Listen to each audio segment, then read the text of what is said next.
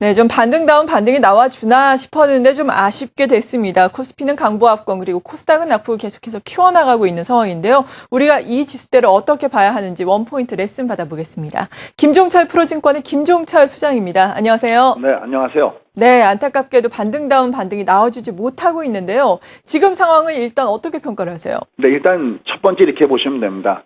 지금 시장의 참가자들은 눈치를 보고 있는 이런 국면일 수밖에 없습니다. 왜냐하면 시장이 항상 가장 두려워하는 것은 불확실성입니다.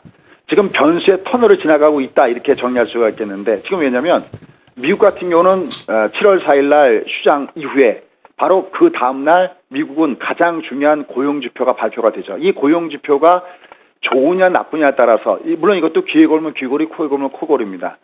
또 너무 좋아버리면은 양적 완화를 조만간 축소하는 것이 아니냐라는 부담감을 던져줄 수 있고요.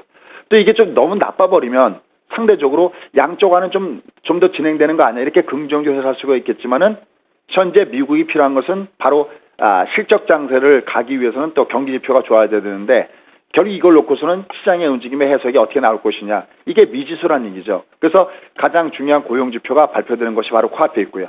그런데 우리나라를 대표하는 회사가 바로 삼성전자, 영업이익의 한 30% 정도를 차지하고 있으니까 엄청난 회사죠. 이 삼성전자 실적 발표가 바로 코앞에 놓여져 있습니다. 여기에 이제 다음 주에는 아시다시피 옵션 만기입니다. 이런 여러 가지 이거 말고도 뭐 중국이다 혹은 최근에 유럽이다 여러 가지 복잡한 변수들이 많으니까 마치 그 실로 얘기하면 실이 엉켜 있어요. 이걸 풀어내기가 어렵습니다. 이걸 뭐 가위로 싹둑싹둑 잘라버릴 수도 없는 이런 입장이 있기 때문에 결국 지금은 시장을 보면서 이런 느낌이죠. 올라가면 주식 갖고 있는 사람은 좀 팔겠다는 매도 물량. 반면에 돈 갖고 있는 사람은 좀 조정 주면 좀 사볼까라는 이런 가운데서 주가가 있다. 그래서 국내 주식은 가장 중요한 것은 가주권대 영역권대 있다. 이건 제가 지난 화요일 날도 여러 개 말씀드렸던 것 같습니다. 당분간 지금 장세는 가주권대 혼조 양상을 볼 가능성이 높다. 이렇게 보셔야 되겠습니다. 그래서 말이 가주권이지 사실은 방향을 잡지 못하는 혼조 국면에 있다. 이렇게 보시면 됩니다. 그러면 지금 장이 언제부터 본격적인 그 상승 패턴의 모습을 보여줄 것이냐 했을 때는 우리가 지난번에 가두리라고 여러분께 말씀드려서 이런 말씀드렸어요. 지금 장은 이게 올라가도 외바닥이기 때문에 제가 그러면 기억에 많이 남으라고 인용을 많이 하는데 혼자는 외로 둘이랍니다라는 걸 말씀드렸죠. 이 장이 최근에 주가가 조정받기 어제 같은 경우에 조정받기 전에도 이게 올라갈 때 외바닥에서 올라가기 때문에 이건 어차피 올라가면 두들겨 맞아야 됩니다. 그럼 얘가 그냥 쭉 빠지느냐? 얘가 그냥 빠지는 않습니다. 왜냐하면 밑은 또 장대 양봉을 줬기 때문에 하단은 의미점이 있어요. 그래서 얘는 완벽한 것은 꼭 기억하십시오. 21평선이 쌍바닥의 모양을 주기 전까지는 지금의 장은 계속 이렇게 움직일 수 없습니다. 네.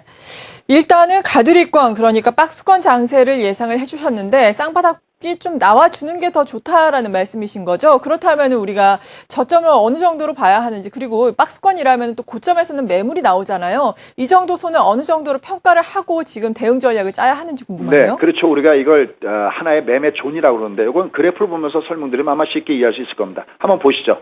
제가 지난 앞에 한번 보여드렸던 그림인데 첫 번째 볼 때보다는 두 번째 볼 때 더 이해하기가 쉬우실 걸로 보고 있습니다. 자, 잠깐 보시면요. 지금 왼쪽에 나와 있는 그 모양이 소위 TT의 패턴입니다. 항상 이걸 잊지 마시죠. 주가가 나타나는 주가지 속성인데 그중에 가장 대표적인 것이 TT입니다. 지금 장을 한번 보시죠. 지금 장을 보시면요. 이게 올선이 이게 외바닥의 영역권대에 있었거든요. 그럼 얘는 지금 거쳐할 산이 많은 게 얘가 이 외바닥 영역은요. 바로 여기에 해당합니다. 여기 한번 찍었던 요 한 번의 구간입니다. 그러니까 얘는 어차피 올라가다가 지금 20선이 저항이 되면서 얘가 두대 맞았거든요. 지금도 마찬가지로 20선이 저항이 돼서 얘가 두대 맞습니다. 그래서 지금 장은 마침 하단에서 패턴을 형성할 때 나타나는 순서는 장대 양봉을 먼저 주고요. 순서를 뭐 어렵지도 않으니까 세 가지가 적어 놓으시면 될 것 같습니다. 첫 번째는 장대 양봉을 먼저 주는 것이 1번이고요.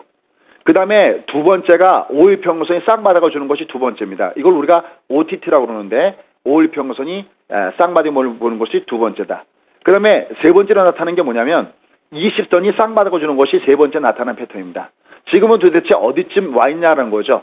지금은 이제 5일선 장대 양봉을 준 다음에 5일선 외바닥 이후의 조정이다라고 이해할 수가 있겠습니다. 그래서 지금 장은 이게 외바닥일 때는 5일 평선서부터 20선 평선 요 사이가 매물이 됩니다. 특히 2선 근처가 매물이 되는데 다음 해가 올라올 때는요.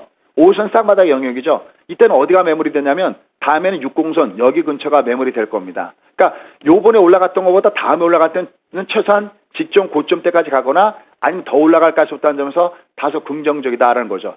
다만 현재 점검 포인트는 뭐냐면 이때 우리가 주가가 내려갈 때 반드시 점검해야 될 것이 저점을 지켜야 된다는 것입니다. 그래서 지금의 점검 포인트는 얘가 내려가는 건 이상하지 않습니다.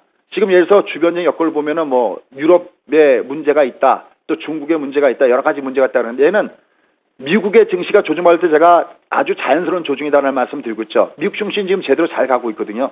현재 국내 시장도 여기다가 귀에 걸면 귀걸이, 코에 걸면 코걸이 항상 호재 약자는 있기 마련입니다. 그래서 얘는 이미 말씀드린 대로 왜 가디라고 얘기하냐면 얘가 며칠 전 올라갈 때도 가디라는 얘기는 방금 앵커께서 말씀하셨듯이 위에 매물이 있다는 것을 예시한 거거든요.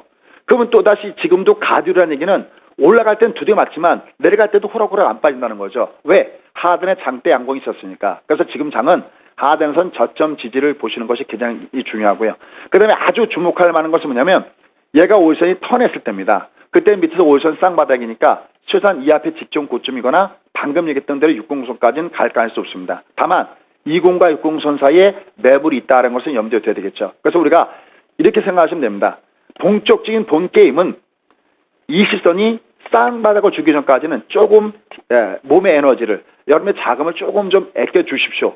하지만 얘가 올라갈 때도 흥분하면 금물이지만 얘가 밑으로 갈 때 다시 직전 저점대 라인 근처 뭐 한 1770, 50 요 정도 라인에서는 저점의 매수가 지금 형성되어 있었던 것이 직전 저점인데 여긴 여전히 의미가 있습니다. 그래서 얘가 밑으로 내려가더라도 여전히 가딜권대가 형성되기 때문에 너무 또 부정적으로 이끌어 가시는 것은 이것은 좋지가 않다. 그래서 큰 흐름의 맥은 당분간은 가드리권대에서 약간의 워밍업하는 장세 패턴으로 접근하시기 바라겠습니다.